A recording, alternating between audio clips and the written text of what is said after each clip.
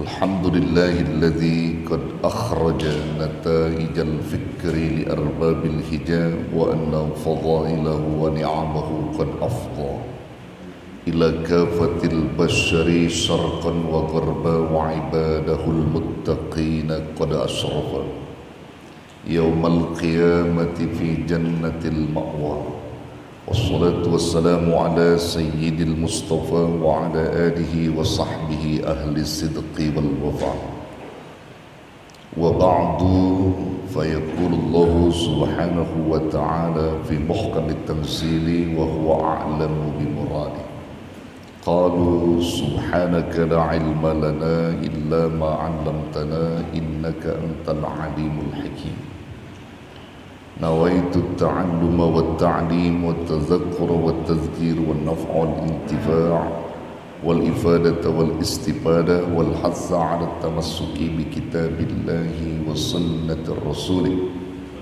والدعاء إلى الهدى والدلالة على الخير ابتغاء وجه الله ومرضاته وقربه وثوابه الفاتحة على نية القبول والتمام كل السر والمأمول وعلى الصلاح الشان ظاهرا وباطنا وأن الله تعالى الكريم يفتح علينا فتوح العارفين ويفقهنا في الدين ويرزقنا كمال الإخلاص واليقين ثم إلى أرواح العلماء العاملين والمصنفين المخلصين المجاهدين الطاهرين في سبيل الله رب العالمين وجميع الملائكة المقربين ثم إلى الروح المصنفين الكتاب للإمام والعارف بالله قطب الدعوة والإرشاد الحبيب عبد الله بن علوي بن محمد العداد الخطرابي الشافعي رحمه الله تعالى بأن الله يتغشاهم بالرحمة والمغفرة وأن الله تعالى يقبل الجميع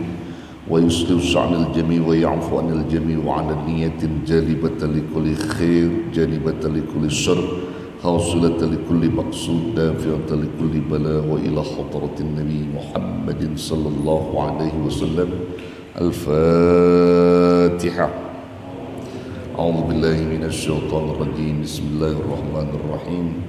الحمد لله رب العالمين الرحمن الرحيم مالك يوم الدين إياك نعبد وإياك نستعين اهدنا الصراط المستقيم صراط الذين أنعمت عليهم غير المغضوب عليهم ولا الضالين آمين. ربي اغفر لنا ولوالدينا آمين. Saudara-saudara, Bapak Ibu jamaah Majelis Zikir wa Ta'lim Majlis Al-Mustaghfirin, sebuah gabungan yang saya hormati dan muliakan, dan saudara-saudara yang hadir di pagi ini insyaallah selalu diberkahi dimuliakan Allah Jalla Jalaluhu. Kita bersyukur pagi ini bisa bertemu kembali di majlis Rasulullah sallallahu alaihi wasallam untuk sama-sama mencari menggali ilmu-ilmu Allah guna bekal kehidupan kita minat dunia ilal akhirah. Pagi ini insyaallah pagi yang membawa berkah untuk kita semua. Amin. Pagi yang menurunkan rahmat, pagi yang mendatangkan maghfirah. Kita datang ke tempat ini, ke majlis ini dengan tujuan dan niat yang tulus karena Allah untuk memperoleh keridhaan Allah dan mendapatkan ilmu-ilmu yang nafi'. Di saat kita mendapatkan ilmu yang nafi', yang tentunya untuk memberikan pertolongan kita dalam ibadah, muamalah, dan juga melakukan segala aktivitas yang diperintah oleh Allah Subhanahu wa taala berdasarkan ilmu. Jadi bukan berdasarkan maunya kita, tapi maunya ilmu. Jadi kalau sudah berdasarkan maunya ilmu, insyaallah aktivitas kita itu akan membawa berkah dan rahmat dari Allah. Tapi kalau aktivitas kita berdasarkan nafsu, keinginan-keinginan yang tidak bersandar pada ilmu Allah, maka biasanya aktivitas kita itu nggak akan pernah bawa berkah. Yakinkan kita menuntut ilmu, mencari ilmu karena untuk mendapatkan ridha dan mendapatkan ilmu yang nafi'. Catat di dalam hati kita. Bukan juga untuk bersaing, dalam artian ketika nanti kita punya ilmu kita akan kalahkan orang itu, misalnya kita akan debat orang itu, bukan itu. Nah, itu akan merusak daripada tuntutan kita dalam mencari ilmu. Jadi pasang niat kita dengan tulus ikhlas karena Allah, ya, untuk mendapatkan ilmu yang nafi', yang dapat menolong kita dunia dan akhirat. Saudara, kita lanjut kembali kajian kitab kita An-Nasaihud Diniyah wal Wasayil Imaniyah. Bahasan kita pada pertemuan yang lalu, kita sedang membahas tentang 3 kelompok manusia yang memiliki angan-angan. Dalam hal ini kita sudah tuturkan 2 kelompok di atas, tapi saya ingin ambil kesimpulan yang sudah kita tuturkan dari kelompok pertama, kedua. Baru nanti kita akan fokus pada kelompok yang ketiga. Masih ingat kelompok yang pertama dalam golongan siapa?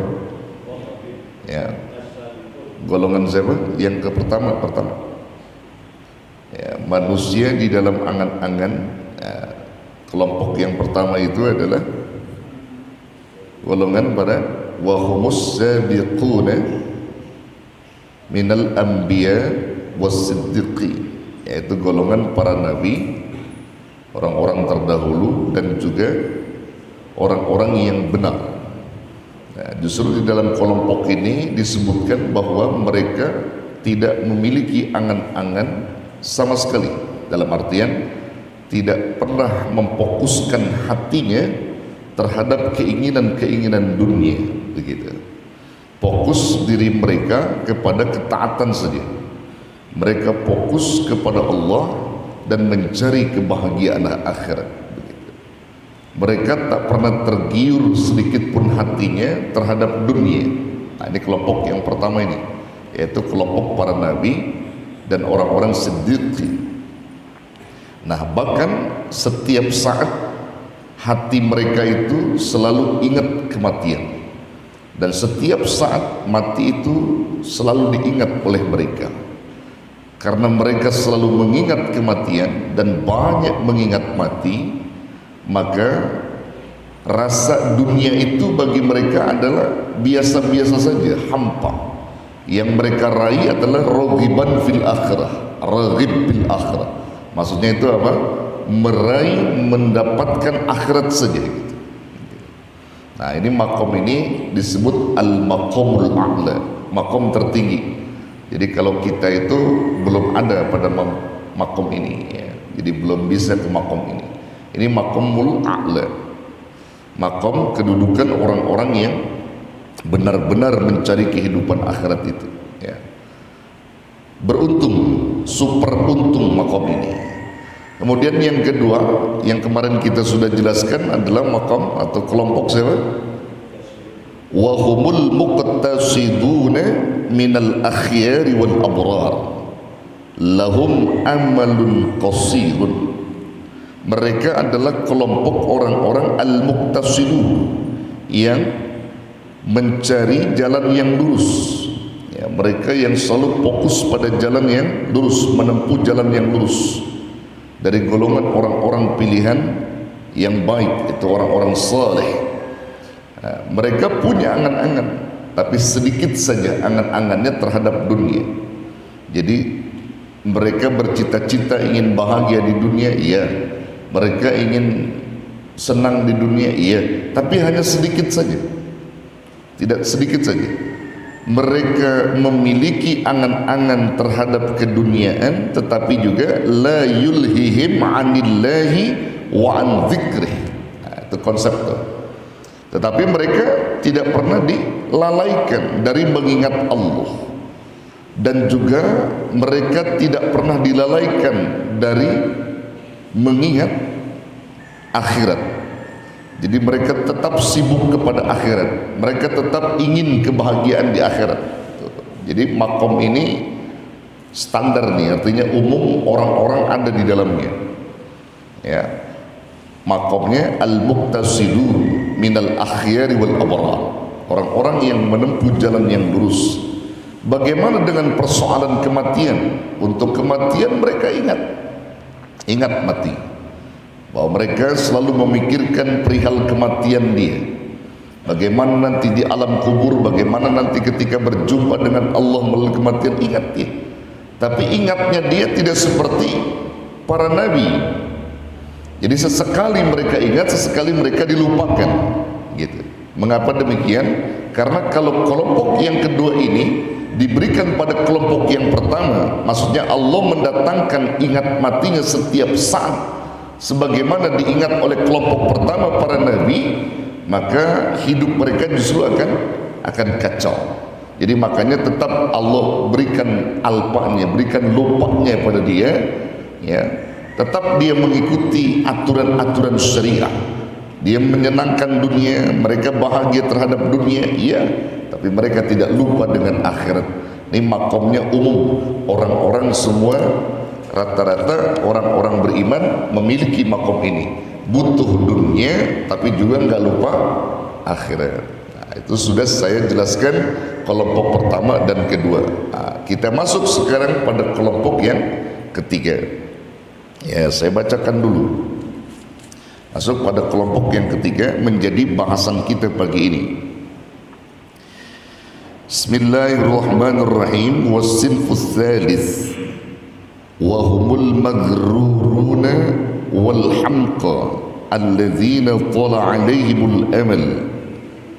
Alladzina tala 'alaihimul amal jiddan hatta ansahumul akhirah wa alhahum an dzikril maut wa aqbalu biqulubihim ala mahabbatid dunya wal hirsi ala imaratiha wa jam'i khutamiha wal igtirari bizakharifiha wa zinatiha wa nadhari ila zahratiha allati nahallahu نبيه عليه الصلاة والسلام عن مد العين إليها فقال تعالى ولا تمدن عينيك إلى ما متعنا به أزواجا منهم زهرة الحياة الدنيا لنفتنهم فيه ورزق ربك خير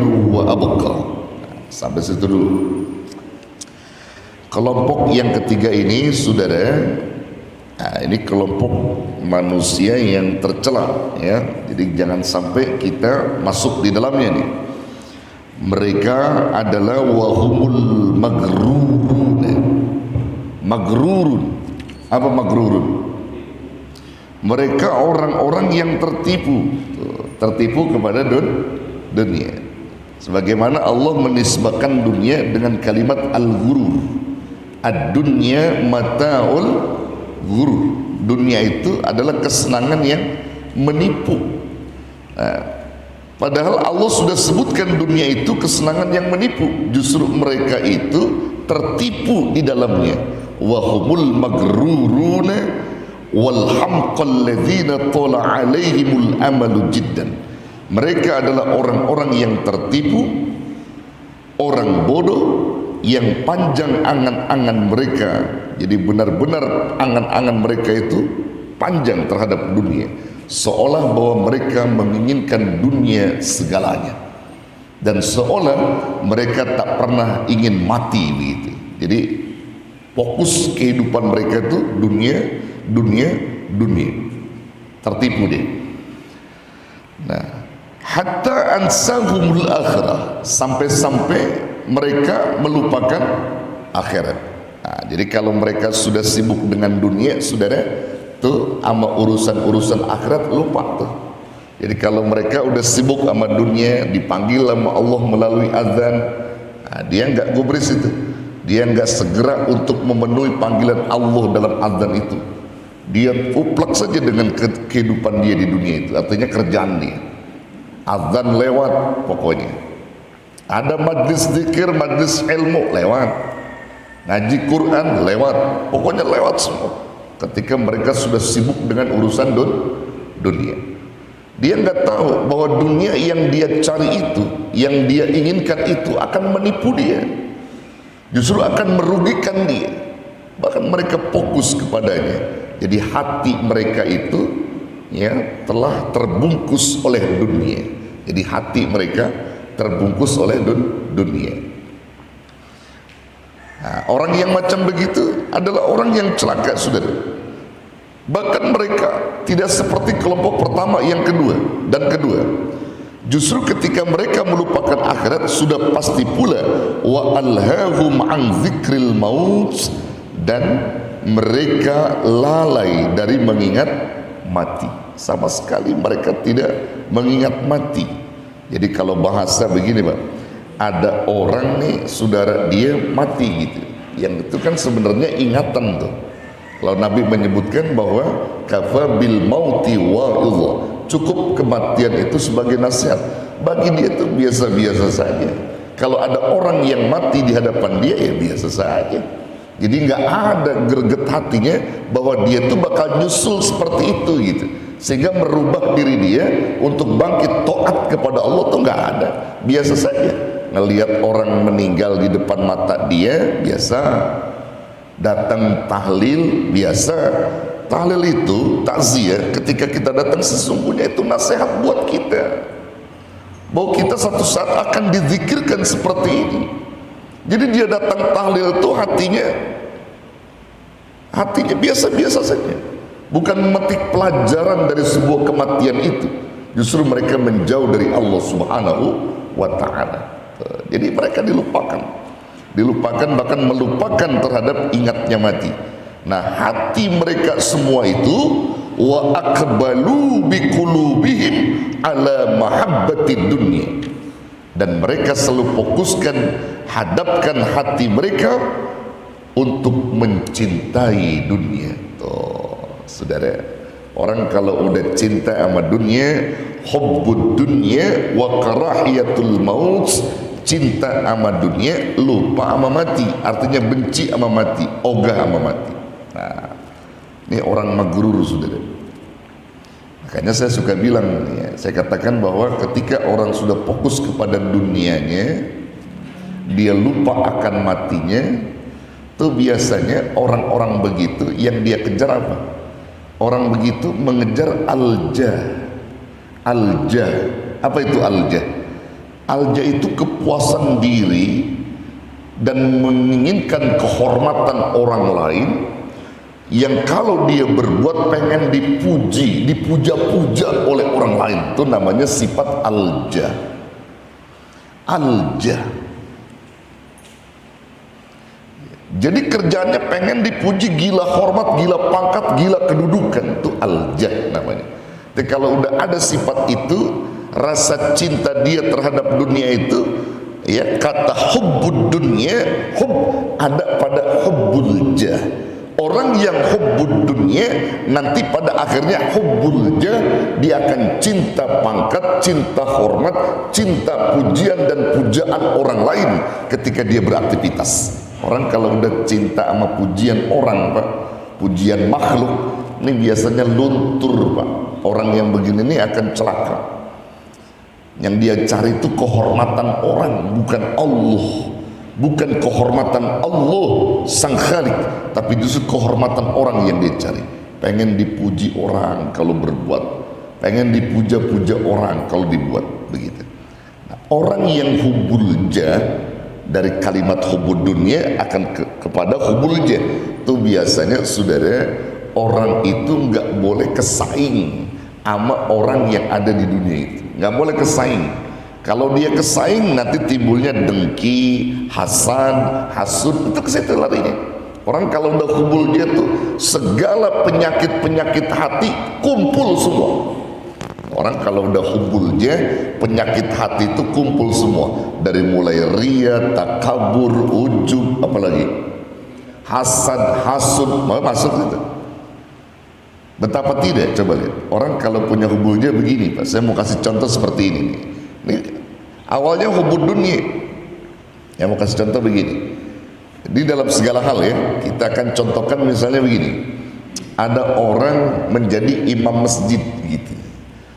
Si orang imam masjid nih, hafiz Quran, dia hafal Quran, bagus nggak? Bagus, hafiz Quran, jadi imam masjid. Satu ketika ada anak tetangganya yang mondok pesantren, hafiz Quran juga, masih muda gitu. Lalu kemudian tuh anak menjadi imam dan disuruh jadi imam karena hafiz, suaranya bagus. Bagaimana posisi orang tua yang hafiz juga nih? Kalau dia punya penyakit hubbul jah, baca Qur'annya pengen dipuji orang, baca Qur'annya pengen dielu-elukan orang, dia akan berkata di hadapan orang, anak baru kemarin udah disuruh-suruh. Dia anak baru kemarin gak ada apa-apanya sama gue. Tuh orang kalau udah hubbul jah gitu, bukan malah mendukung keberadaan orang itu, anak itu bersatu dalam kebenaran, justru mengkucilkan orang itu karena dia nggak suka, ya, orang yang tadi hubbulnya nggak suka posisinya ditempati oleh orang yang sesama dengan dia nggak suka itu, padahal ini kebenaran. Makanya banyak orang yang gila pangkat, gila hormat di dalam urusan akhirat aja, saudara, niat-niatnya udah nggak bener. Kalau orang hubbulnya, ada ahli qori, datang lagi ahli qori, dia marah.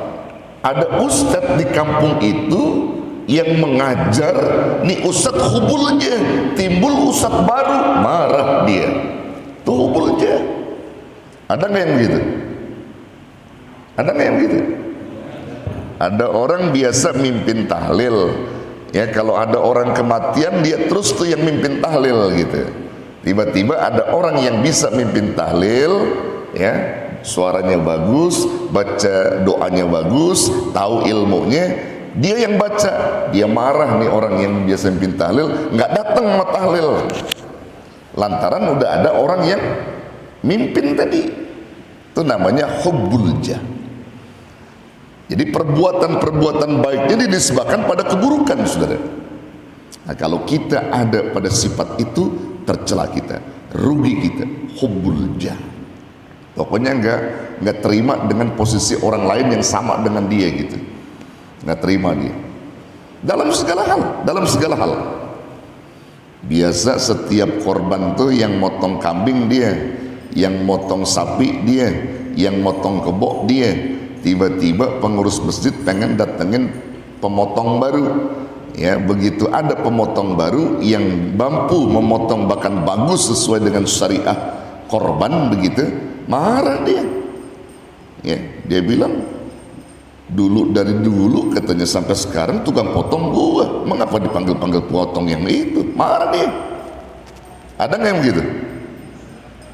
Ada nggak yang begitu? Ada. Dia marah. Dia merasa tersaingi. Padahal ketika dia bisa melakukan yang terbaik, kolaborasi dalam kebenaran, itu yang diperintah oleh Rasulullah.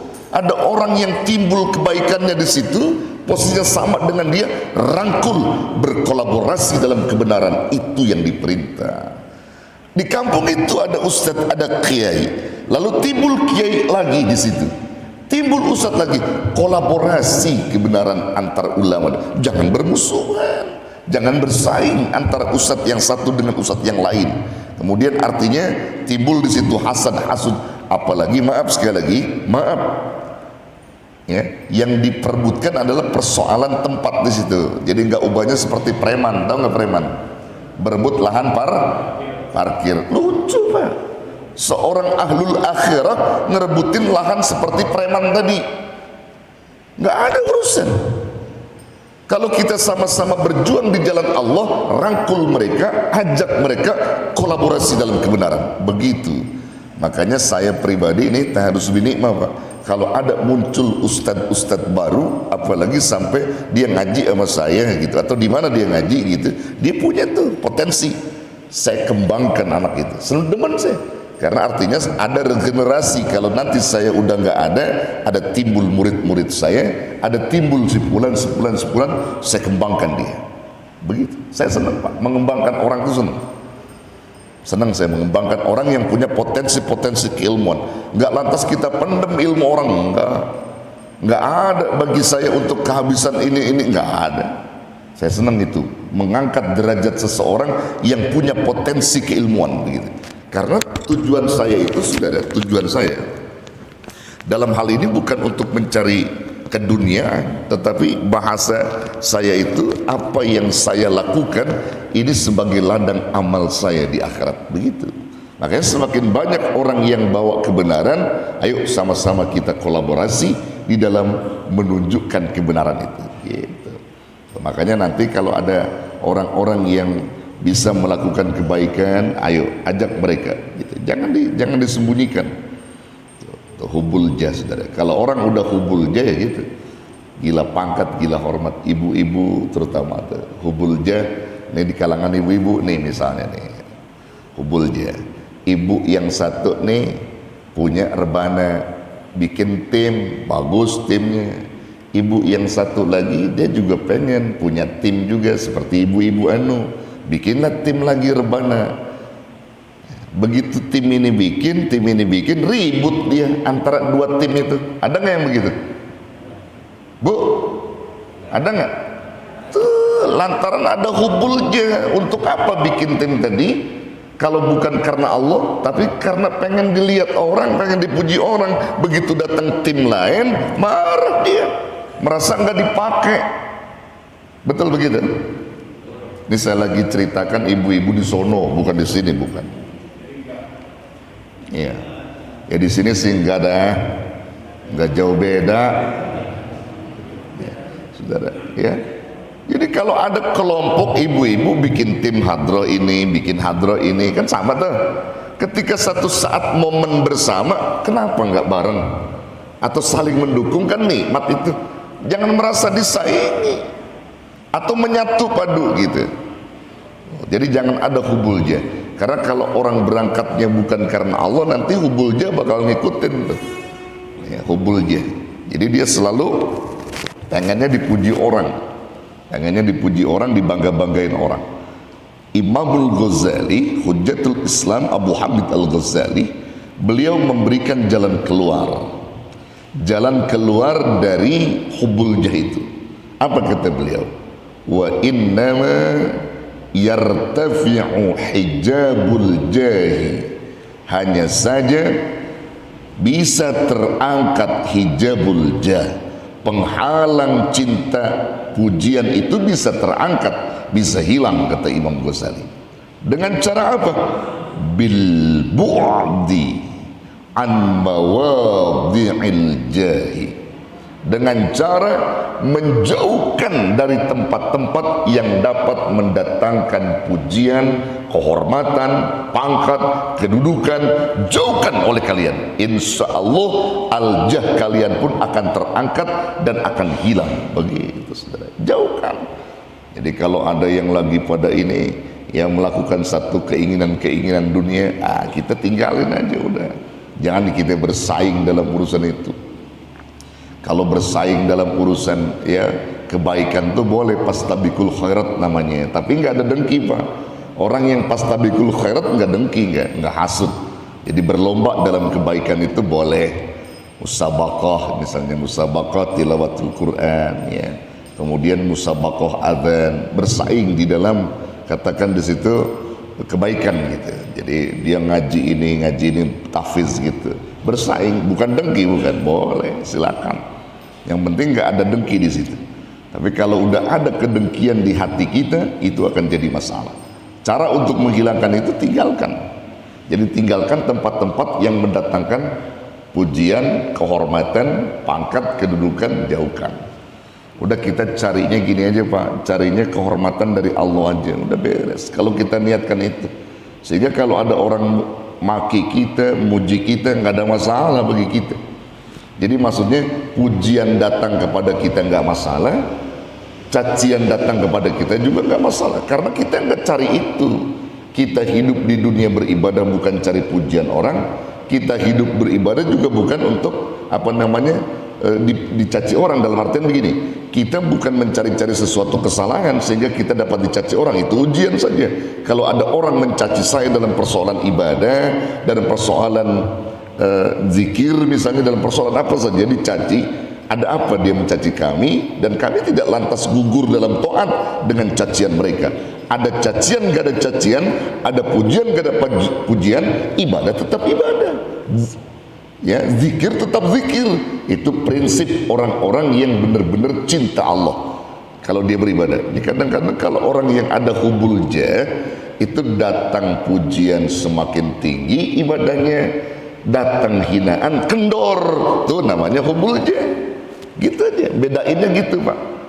Makanya pernah tuh saya sampaikan ya, orang ria itu saudara, memang kalimat ria itu ingin dipuji, ingin dibangga-banggakan orang, itu hati dia dengan Allah yang tahu. Ikhlas tidaknya dia berbuat itu urusan hati memang. Tapi secara perilaku, orang yang ria itu bisa dilacak saudara, bisa dilacak. Jadi orang-orang yang ria dalam kehidupan mereka bisa dilacak. Bagaimana cara melacaknya? Bagaimana cara melihatnya? Nah, kita lihat Sayyidina Ali karamallahu wajhah. Kata Sayyidina Ali, ini ada beberapa riwayat. Pertama Sayyidina Ali menyebutkan ya, lil murai salasu alamatin. Ada lagi lil murai arba'u alamatin. Yang benar mana? Dua-duanya benar.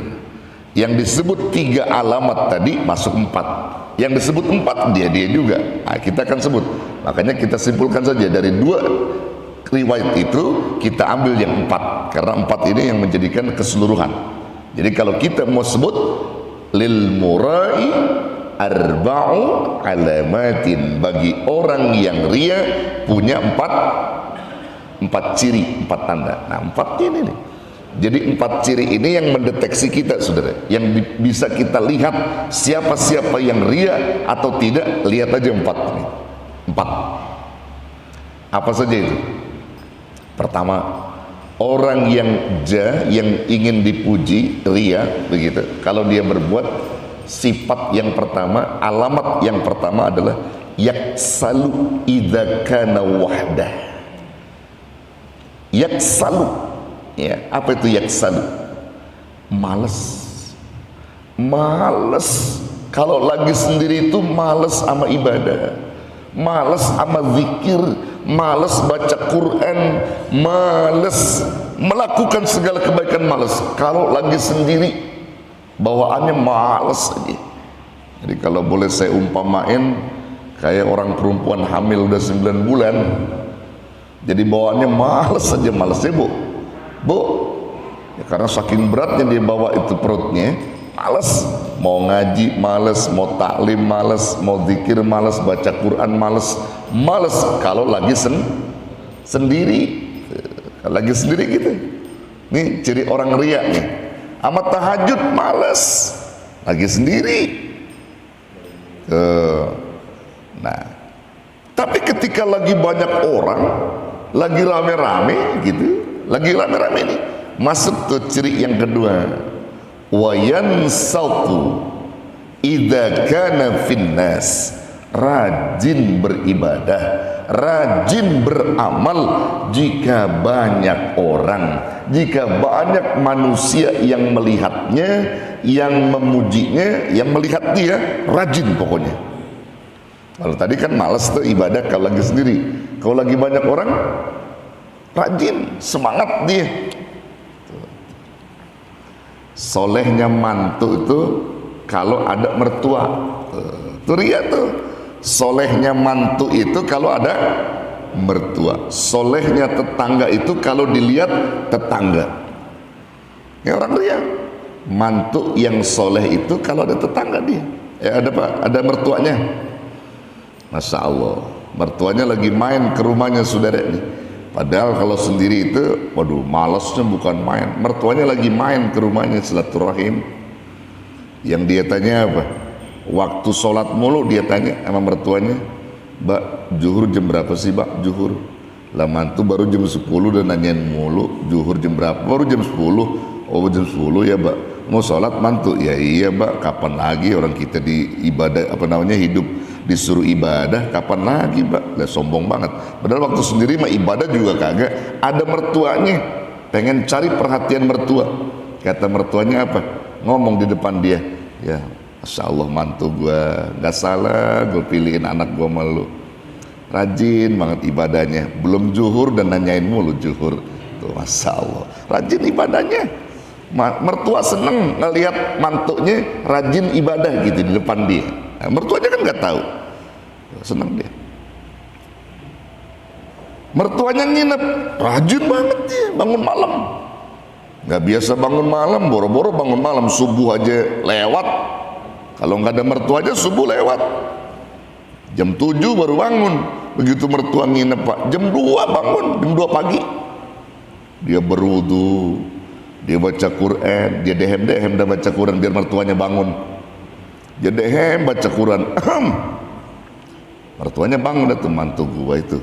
Begitu dilihat, iya mantunya, dia lagi baca Quran. Mertuanya nyamperin, mantu, Masya Allah.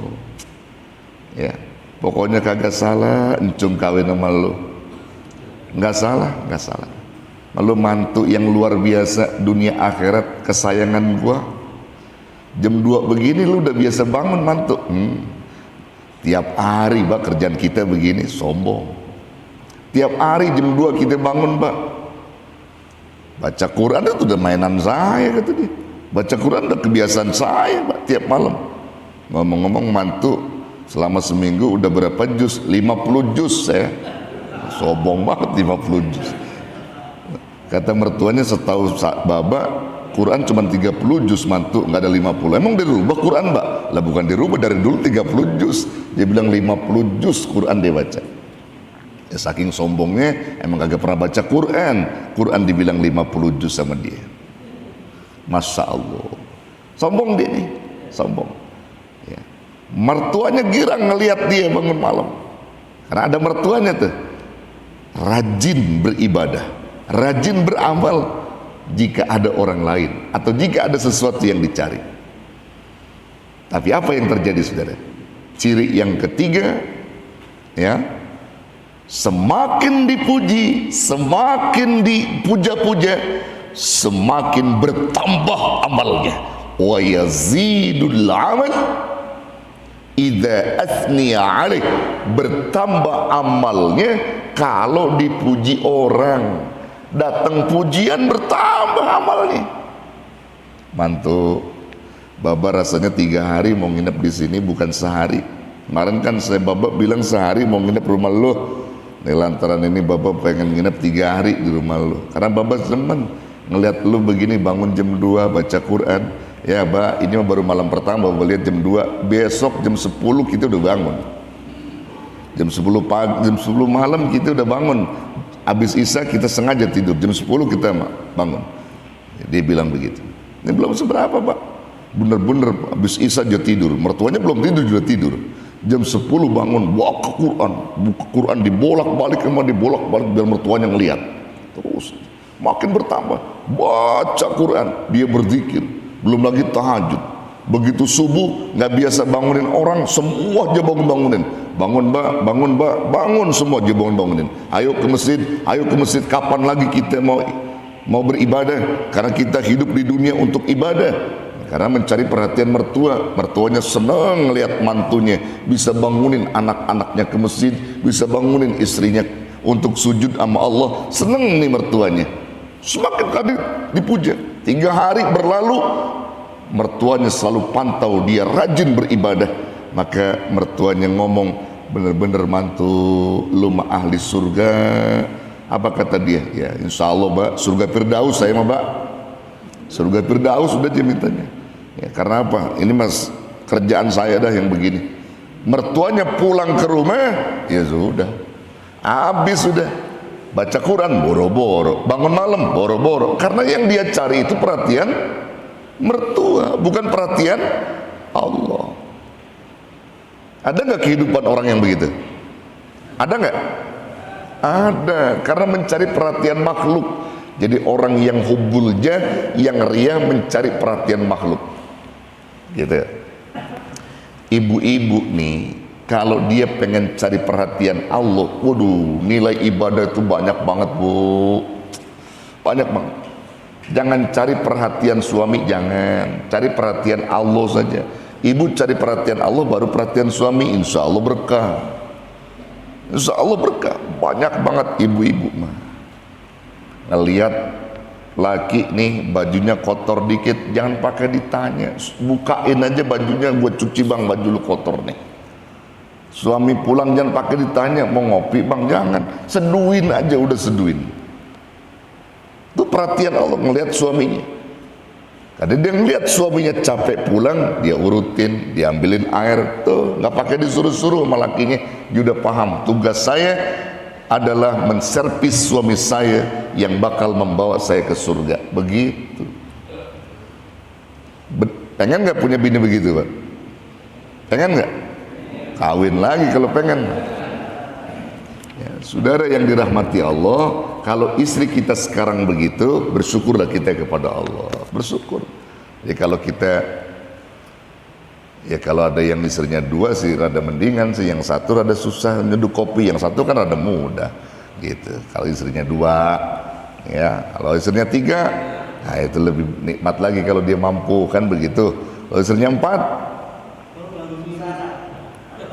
ya kalau dia mampu sih boleh-boleh aja, dia mampu adil. Cuman kalau nggak mampu cukup satu aja, udah jangan macem-macem, udah satu aja udah. Ya satu aja kita nggak bakal habis ya. Ya satu aja. Kita bimbing, kita arahkan dia. Nah, jadi banyak sebenarnya ibu-ibu kalau mau cari perhatian Allah tuh melalui suaminya banyak deh. Bahkan saya juga pernah ngomong di hadapan ibu-ibu, ibu jangan cemburu kalau suami itu sering-sering ngasih duit sama mertua ibu, sering longok orang tuanya, jangan cemburu, doain, karena masih ada kewajiban suami sama orang tua. Istri soleha, kata Nabi, istri yang selalu ridho, bahkan menyuruh suaminya untuk sering-sering lihat, jenguk orang tuanya. Itu istri soleha. Dia nggak bakal marah kalau ada suaminya itu berbuat baik sama orang tuanya. Gitu. Kadang-kadang mau bagi duit orang tua aja ngumpet-ngumpet. Ada yang begitu? Kan orang bidinya susah banget gitu. Jangan begitu. Kalau bisa tanya, bang, bulan ini bagaimana babaknya, udah dibagi duit? Tanyain. Belum neng, gue juga takut sama lo, takut lo begini-begini. Ya udah bang, kasih aja. Ya, itu ada kewajiban abang di situ. Oh, soleha tuh, soleha istri yang begitu. Bagus. Nanti mertua ibu, orang tua ibu juga sama. Kalau suami taat, orang tuanya dia kasih, mertuanya juga dia kasih. Jangan cuma salah satunya. Nih kadang-kadang salah satunya orang tuanya dia tolong ke sono, karena suami saking takut sama bininya, dia ngumpet-ngumpet ngasih duit orang tuanya. Bininya begitu juga. Ya lebih banyak kepada mertuanya. Nggak boleh juga. Bini itu bagaimana kepada suaminya. Kalau suaminya bilang begini, ikutin begini. Nah, itu semuanya ada aturannya, Bu. Bapak Ibu sekalian yang dirahmati Allah. Nah, jadi kalau ibu pengen cari amal kebaikan kepada Allah melalui suami, ya melalui suami, insya Allah itu ibadah banyak di situ. Nah, jadi tadi kembali lagi ibu bapak sekalian, ciri orang yang ria tadi apa? Yang ketiga, rajin ketika dipuji, ya dipuji. Tapi apa yang terjadi? Kalau nggak ada pujian, bahkan makian yang terjadi, dicaci orang, dimaki orang, ya. Di situ justru wayan kusu idza dzammu bih, berkurang amalnya kalau dicaci orang, kalau dimaki orang tuh berkurang, saudara. Bapak lagi nikmat-nikmat ibadah di masjid, tiba-tiba ada orang bilang begini nih orang bilang begini, lu ibadah kok begitu, mestinya ibadah tuh begini. Ada orang ngomong begitu. Besok-besok agak mau dia ibadah ke masjid, tuh orang ria, tuh orang hubul aja. Kalau ditegur orang harus terima kasih. Ibadah kita misalnya keliru nih, kita pakai peci kita nggak giniin sholat. Nah ada orang bilang, sholatmu bisa jadi tidak sah karena pecimu nempel kemari, ya. nggak terima dia dinasehatin, besok-besok dia nggak ke masjid, Pak. Itu tandanya orang yang ria, dosa yang begitu, Pak. Artinya apa? Dia ibadah cari pujian makhluk, bukan sang Khalik. Jadi kalau ada orang yang muji dia, kalau ada orang yang negur dia, harus bersyukur. Lebih-lebih apa?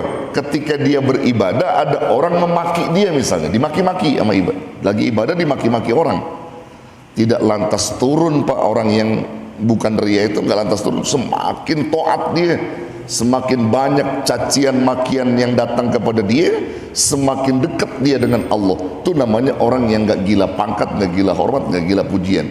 Tapi kalau orang ria, dicaci, dimaki, nggak datang lagi ke masjid, nggak mau dia ke masjid, nggak mau. Makanya kesian, Pak, kalau kita punya sifat-sifat begitu tuh kesian. Coba sekarang kita benahin dari diri kita deh ya. Jadi kalau kita punya sifat yang begitu tadi itu, istighfar sama Allah. Ya Allah, untuk apa sih saya ibadah? Ada orang muji saya bangkit ibadah. Nggak ada orang muji saya, malas ibadah. Nggak ada orang lihat saya, malas ibadah. Begitu ada orang maki saya dalam ibadah, kita dimaki-maki, kita dicaci, don sama ibadah, benci sama masjid. Ya Allah, saya ini riya ya Rabb, saya ini riya. Sebagaimana dideteksi oleh Sayyidina Ali, saya termasuk orang di dalamnya. Maka hari ini saya tobat ya Rabb. Ada pujian gak ada pujian, ada makian gak ada makian, ibadah tetap ibadah. Begitu saudara. Bisa begitu? Ya harus begitu. Jangan, nggak perlu. Jadi nggak perlu kita khawatir, Pak. Hanya orang ria itu, masya Allah saudara ya, itu berangkatnya dari hubud dunia ke hubul jah. Nanti ada ria, ada hasud, ada dengki dan sebagainya. Ini yang tidak kita inginkan saudara. Kelompok yang ketiga inilah adalah kelompok yang tercela, kelompok yang selalu mencintai dunia secara berlebihan. Ya, kita habisin yang tadi kita baca, Pak. Lalu apalagi wal hirsi ala imaratiha. Kelompok yang ketiga adalah wal hirsi. Mereka itu memiliki sifat hirsi. Apa hirsi? Rakus, serakah ala imaratiha, untuk meramaikan dunia. Kalau dunia mah diramein, Pak. Dunia di mana juga diramein. Yang sifatnya dunia begitu ya, dia ramein di situ. Tapi kalau yang berbau akhirat nggak mau dia. Taklim nggak mau dia ramein, zikir-zikir nggak mau dia ramein, Pak. Itu yang dia mau ramein apa? Dangdutan, orkes-orkes, ya, yang sifatnya hiburan-hiburan, begitu, Pak. Tapi kalau yang sifatnya akhirat nggak mau nih. Itu orang yang wal khirsi ala imaratiha. Dia rakus, semangat di dalam meramaikan dunia. Wa jam'i hutamiha, dan mengumpulkan harta dunia, begitu. Semangat ngumpulin harta dunia itu, numpuk-numpuk harta itu. Ya, semangat dia. Kayak Walid bin Mughirah, Umayyah bin Khalaf, kerjaannya numpuk-numpuk harta, ngitung-ngitung harta. Ya, kemudian apalagi? Kerjaan dia mencela Rasulullah, mengumpat Rasulullah. Tuh Khalid, apa namanya, Walid bin Mughirah, Umayyah bin Khalaf, kerjaannya begitu. Sama dunia dia tumpuk-tumpuk tuh, ya, nggak mau sedekah. Na'udzubillah, semua na'udzubillah. Nah kemudian wal ightirar, dan dia tertipu bizakhari fiha, dengan apa namanya, kemewahan dunia, wazinatiha, dan juga tertipu dengan keindahan dunia, wa nadhari ila zahratiha, dan dia selalu memandang kepada kemegahan dunia, allati nahallahu nabiyahu alaihi salatu wassalam, yang dimana Allah melarang nabinya untuk, ya, dalam hal ini menunjukkan kepada dunia. Artinya dalam hal ini Allah larang nabinya untuk memfokuskan pandangannya, menunjukkan dirinya terhadap dunia. Dilarang sama Allah nabinya itu. Sebagaimana firman Allah, faqala ta'ala wala tamuddanna 'ainaika ila ma matta'na bihi azwajan minhum zahratal hayatid dunya. Apa maksudnya? Wala tamuddanna 'ainaika, janganlah kamu tunjukkan, ya, janganlah kamu tunjukkan itu Muhammad, ila ma mata'na bihi azwaja, terhadap apa yang kami berikan itu kepada istri-istri dari mereka, kepada golongan-golongan dari mereka, azwaja minhum zahratal hayat, yaitu sebagai bunga kehidupan dunia, lanabtinahum fihi, untuk semua itu untuk kami uji, kata Allah, untuk kami coba kepada kalian. Jadi maksudnya di situ, saudara, ketika Rasul dilarang oleh Allah tuh, istri-istri kamu, anak-anak kamu, harta-harta kamu tuh ujian. Jangan kamu condong sama dia, jangan kamu tertipu dengan mereka, karena sabab keinginan-keinginan istri kalian lupa dengan Allah, lupa dengan akhirat. Karena sabab sibuk dengan harta, lupa dengan Allah, lupa dengan akhirat. Jangan kamu tunjukkan matamu kepada bunga kehidupan dunia yang macam itu akan melunturkan ibadah kamu, kata Allah. Jangan sampai kau lupa diri terhadap itu. Dia itu adalah ujian bagi kamu. Dunia kuciptakan untuk kuuji bagi kalian yang ada di dunia. Harta kuciptakan untuk kuuji bagi kalian yang ada di dunia.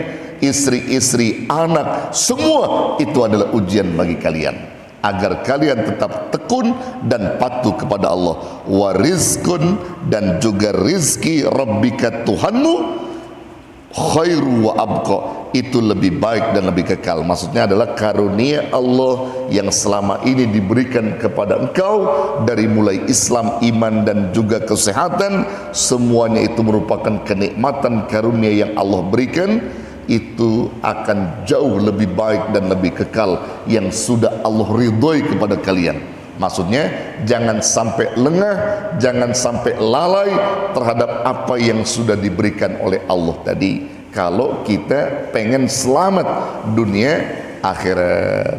Wallahu a'lam bissawab. Saudara, ini 3 kelompok yang tadi kita sebut itu baru, yang 3 itu baru sebagian sifatnya kita jelaskan. Nanti pada pertemuan berikutnya insya Allah kita akan jelaskan sifat orang-orang yang magrur, yang celaka dalam hal ini. Jangan sampai kita berada di dalamnya. Ya, ini saja saya kira yang disampaikan. Mudah-mudahan ada manfaat dan berkahnya. Nanti di belakang kalau ada pertanyaan dipersilakan. Saya tutup dulu dengan doa, ya. Wafana ya Karim, wafana ya Rahman, wafana ya Rahim. Amin ya Allah ya Rabbal Alamin. Bismillahirrahmanirrahim. Alhamdulillahi Rabbil Alamin. Hamdan syakirin, hamdan na'imin, hamdan katsiran tayyiban mubarakan fihi ala kulli hal. Hamdan yuwafi ni'amahu wa yukafi mazidah. Ya Rabbana lakas syukru wa lakal hamdu kama yanbaghi li jalali wajhikal karim wa li 'azimi sultanik. Allahumma salli wa sallim wa barik ala Sayyidina Muhammad wa ala ali Sayyidina Muhammad salatan tamla'u khazainallahi nura wa takunu lana walil mu'minina faraja farha wa surura wa ala ali wa sahbihi wa sallim tasliman katsira.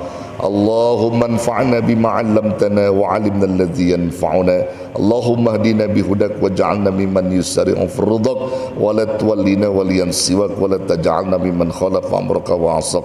Hasbunallah wa ni'mal wakil wa la hawla wa la quwata illa billahil aliyil azim. Rabbana la tu'akhidna in nasina aw akhtana, Rabbana wa la tahmil alaina isran kama hamaltahu 'alal ladzina min qablina. Rabbana wa la tuhammilna ma la taqata lana bih wa'fu anna waghfir lana warhamna anta maulana fansurna 'alal qaumil kafirin. Rabbana atina fid dunya hasanah wa fil akhirati hasanah wa qina adzaban nar. Wa sallallahu ala khairi khalqi sayyidina Muhammadin sallallahu alaihi wasallam wa bi fadli walhamdulillahi rabbil alamin. Taqabbalallah. Kurang lebih mohon maaf. Hadanallahu wa iyyakum ajmain. Wassalamualaikum warahmatullahi wabarakatuh.